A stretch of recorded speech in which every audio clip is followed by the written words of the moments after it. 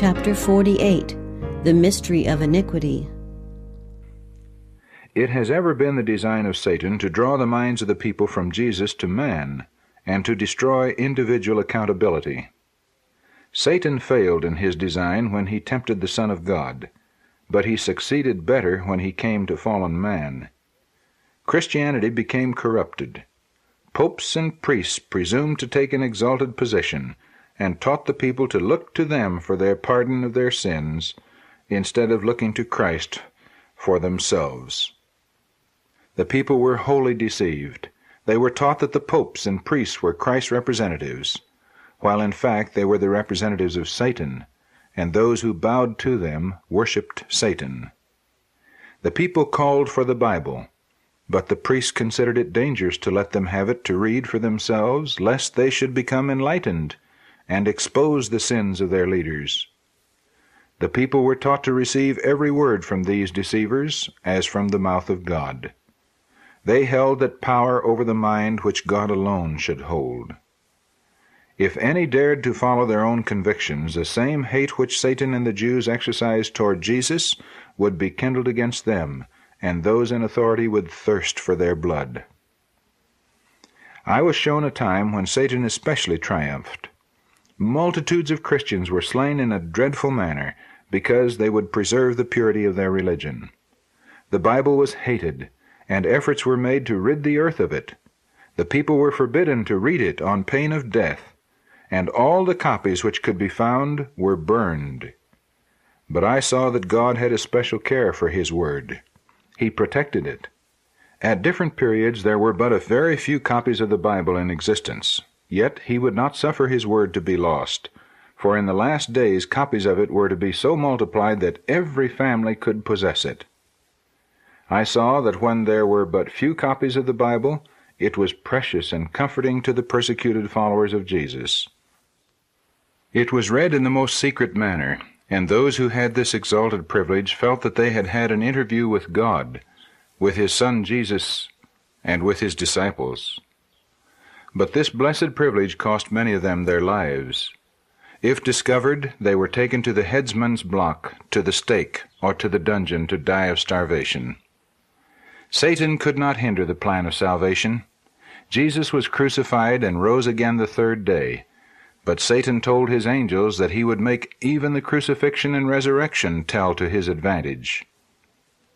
He was willing that those who professed faith in Jesus should believe that the laws regulating the Jewish sacrifices and offerings ceased at the death of Christ, if he could push them farther, and make them believe that the law of the 10 Commandments also died with Christ. I saw that many readily yielded to this device of Satan. All heaven was moved with indignation as they saw the holy law of God trampled underfoot. Jesus and all the heavenly host were acquainted with the nature of God's law. They knew that He would not change or abrogate it. The hopeless condition of man after the fall caused the deepest sorrow in heaven, and moved Jesus to offer to die for the transgressors of God's holy law.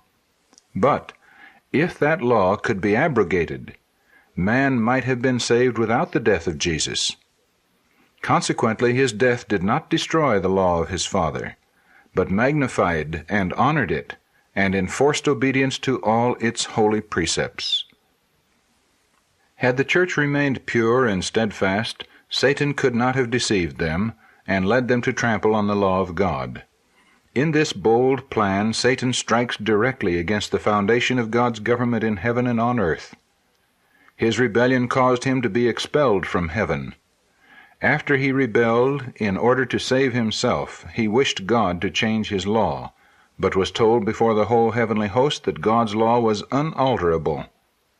Satan knows that if he can cause others to violate God's law, he has gained them to his cause, for every transgressor of that law must die. Satan decided to go still farther. He told his angels that some would be so jealous of God's law that they could not be caught in this snare. The 10 Commandments were so plain that many would believe that they were still binding, and therefore he must seek to corrupt only one of the commandments. He then led on his representatives to attempt to change the 4th, or Sabbath, commandment, thus altering the only one of the 10 which brings to view the true God, the maker of the heavens and the earth.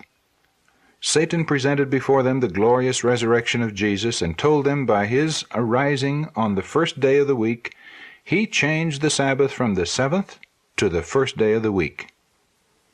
Thus Satan used the resurrection to serve his purpose. He and his angels rejoiced that the errors they had prepared took so well with the professed friends of Christ. What one looked upon with religious horror, another would receive.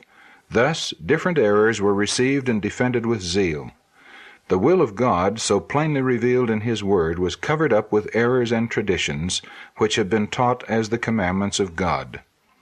Although this heaven-daring deception will be suffered to be carried on until the second appearing of Jesus, yet through all this time of error and deception, God has not been left without witnesses. Amid the darkness and persecution of the church, there have always been true and faithful ones who kept all of God's commandments. I saw that the angelic host were filled with amazement as they beheld the sufferings and death of the King of glory. But I saw that it was no marvel to them that the Lord of life and glory, he who filled all heaven with joy and splendor, should break the bands of death and walk forth from his prison house a triumphant conqueror. Therefore, if either of these events should be commemorated by a day of rest, it is the crucifixion. But I saw that neither of these events was designed to alter or abrogate God's law. On the contrary, they give the strongest proof of its immutability. Both of these important events have their memorials. By partaking of the Lord's Supper, the broken bread, and the fruit of the vine, we show forth the Lord's death until he comes. The scenes of his sufferings and death are thus brought fresh to our minds. The resurrection of Christ is commemorated by our being buried with him by baptism, and raised out of the watery grave, in likeness of his resurrection, to live in newness of life. I was shown that the law of God would stand fast forever, and exist in the new earth to all eternity. At the creation, when the foundations of the earth were laid, the sons of God looked with admiration upon the work of the Creator, and all the heavenly hosts shouted for joy. It was then that the foundation of the Sabbath was laid. At the close of the 6 days of creation, God rested on the 7th day from all his work which he had made.